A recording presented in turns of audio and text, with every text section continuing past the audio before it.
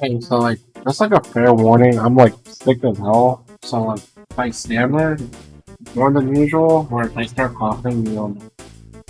This is just a quick video just to talk about the state of the project. But don't worry, it's not canceled. It's not anything like that. Far from it, actually. I just took a little bit of a break once the game was finally out. A little bit more energy. I wanted to talk briefly about how the project has been since it started back in May 23rd, 2024. Uh, it's been a really deep kind of roller coaster, both mentally and emotionally. Uh, it originally started off because I wanted to just make a Game Boy game. Not like an actual ROM of a Game Boy game, obviously. I'm just referring to, what's it called? Oh, oh yeah, Starsight Arcade. Uh, that's a game I think no one really knows about because I didn't really advertise it at all, on my YouTube or anything like that. It's a short minigame collection I did on Unity when I was learning it for the first time in college. And despite its shortcomings, I honestly did think it was a pretty solid uh, idea that I think I'll revisit in the future. But it actually had a cappy, and this is the first, I guess, public showcase of cappy. I actually liked this color palette because it was just very simple, and for some weird reason, in my head I said I can make a short indie game about platforming the cappy. Yeah, it was definitely supposed to be short. No, it was very short. So this is where the idea of Cappy Punk Adventure came from. The whole reason why it was called Punk Adventure is a reference to how Sonic had its own Punk Adventure, where it was just a demake of Sonic 2. And I thought that was cool. So I was like, this game is going to be retro like that, so how about we also use Punk Adventure? That's kind of cool. And I decided I wanted to not use Unity to branch away from just relying on it, and I went on to Game Maker.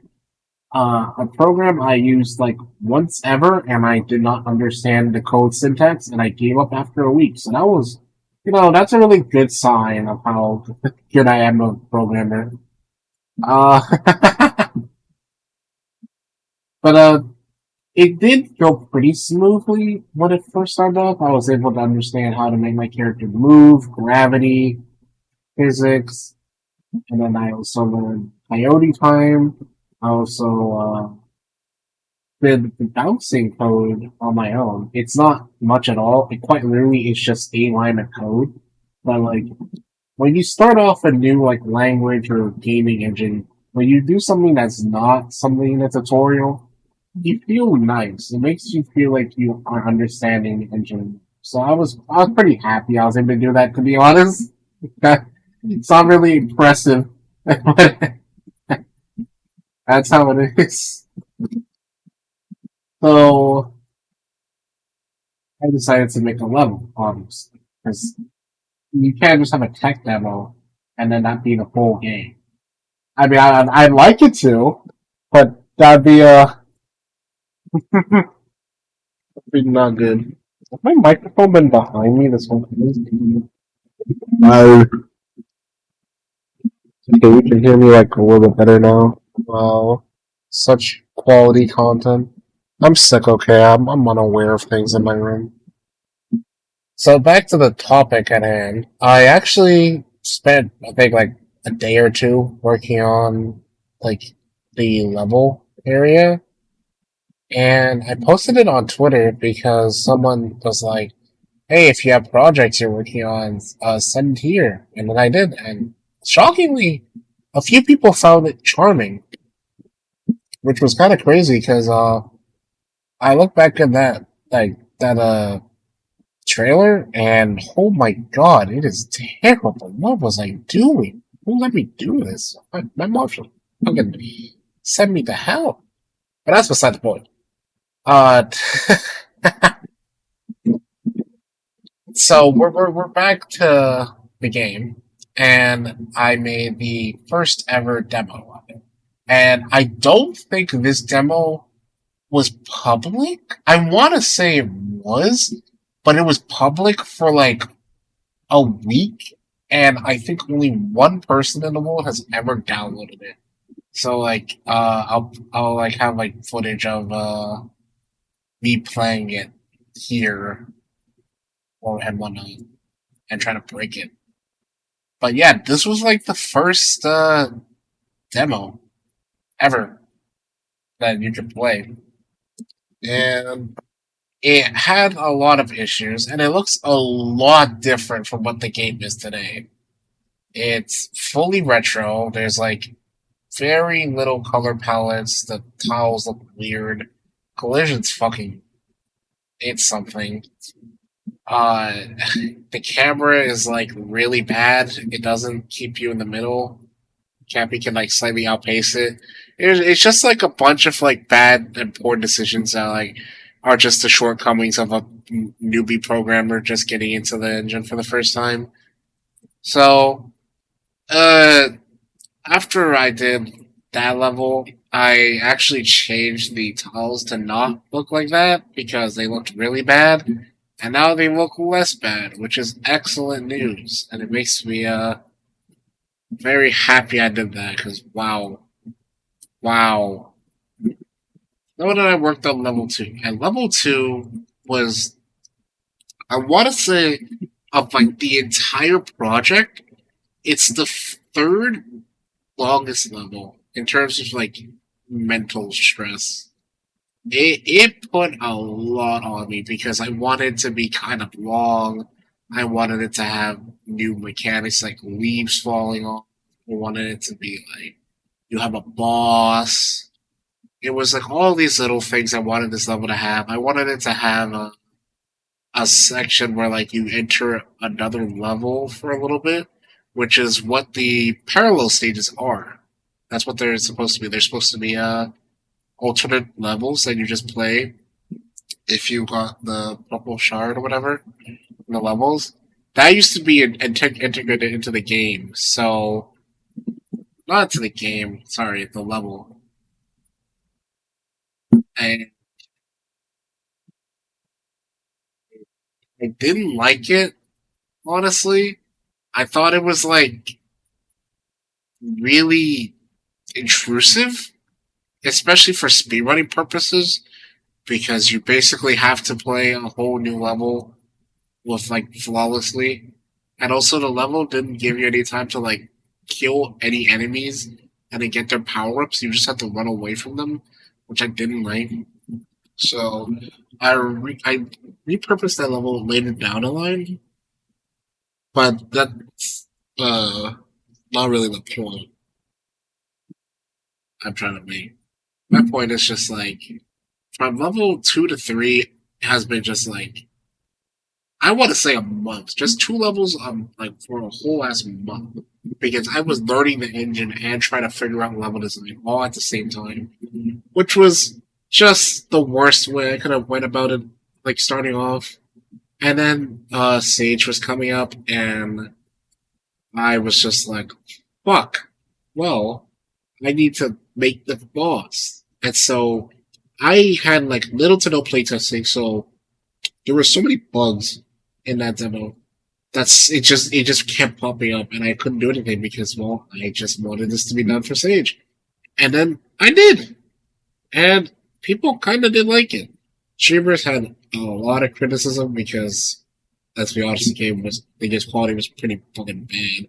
But to hear people still really enjoy the game felt really nice because I'm not the best when it comes to perceiving how my game is.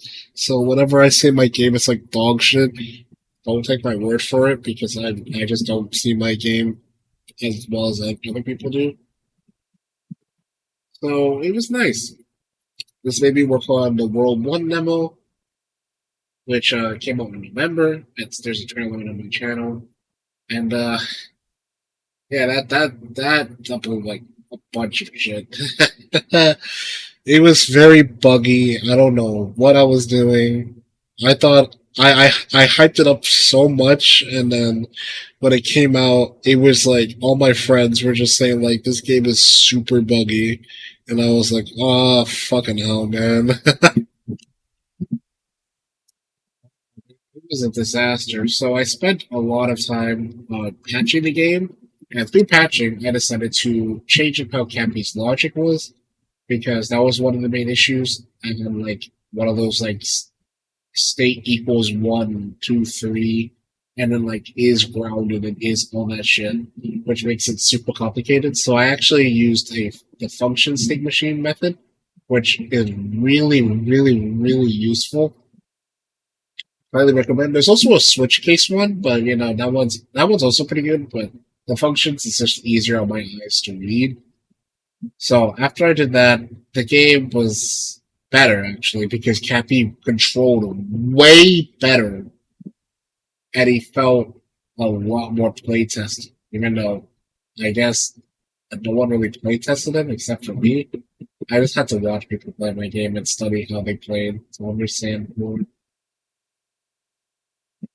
Fast forward to March, we are working on World 2 because I think working on just one world for almost half a year is kind of embarrassing. But then again, that's what happens when you're learning the game engine that you just started and making a big ass game because you are really bad at decisions. But I digress. World 2 came out in May.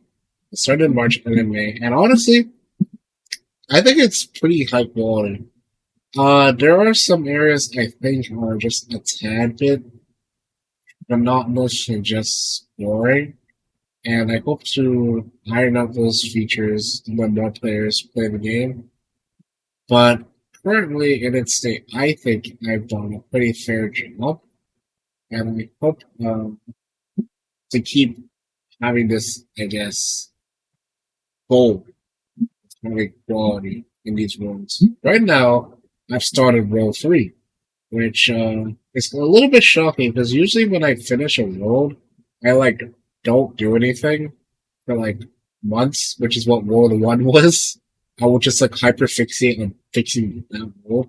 But I realize if I keep doing that, this game is gonna come out in like when Prime 4 comes out in 2027. So how about I just work on things and just don't stress too much on me. I guess that's just my thing. It's just try not to stress about it because I do a lot. But that's okay. It's okay. But yeah, this is just me rambling about it. I've had a Patreon. I know a lot of you probably already know that, but it would honestly really do mean a lot if you just supported even $2 to me a month. Uh, all of the work I've done, minus the music and a few art assets, like in the background, all character sprites, all weapons, all UI, that's done by me. And I don't have a stable job environment. I guess more so, I just only get to work during the summer, so that's just like 1 month of income for the whole year. I don't think I can survive off of that. Plus, I still go to college, so I want to make more videos like this. Just me like talking to you and uh, showcasing my game and all that. Give you more of a reason to support me instead of just like me like going to Neverland and coming back and being like, "Hey guys, I worked on this." Because I feel like that's like an unfair relationship. But if the gameplay you've seen so far in the video has been interesting to you, I would really, really, really appreciate any support that you can give. Liking, subscribing, sharing it with people, seeing if they're interested. Any amount of support, it means a lot. And as for the current state of the project, it has been rebranded into Cappy Starbound Saga. It's no longer Pocket Adventure because I feel like the quality of the game has gone up. So there's not really much need for it to be a Pocket Adventure. It doesn't feel like it fits anymore. And I feel like Starbound Saga makes a little bit more sense because it just sounds cool. And that was my whole entire process of thinking about it. And that's what matters.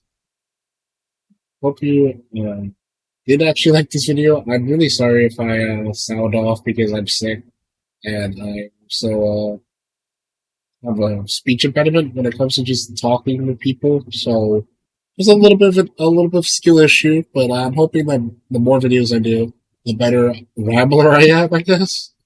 And yeah, thank you so much for listening this far if you have to. And yeah, well then, see ya.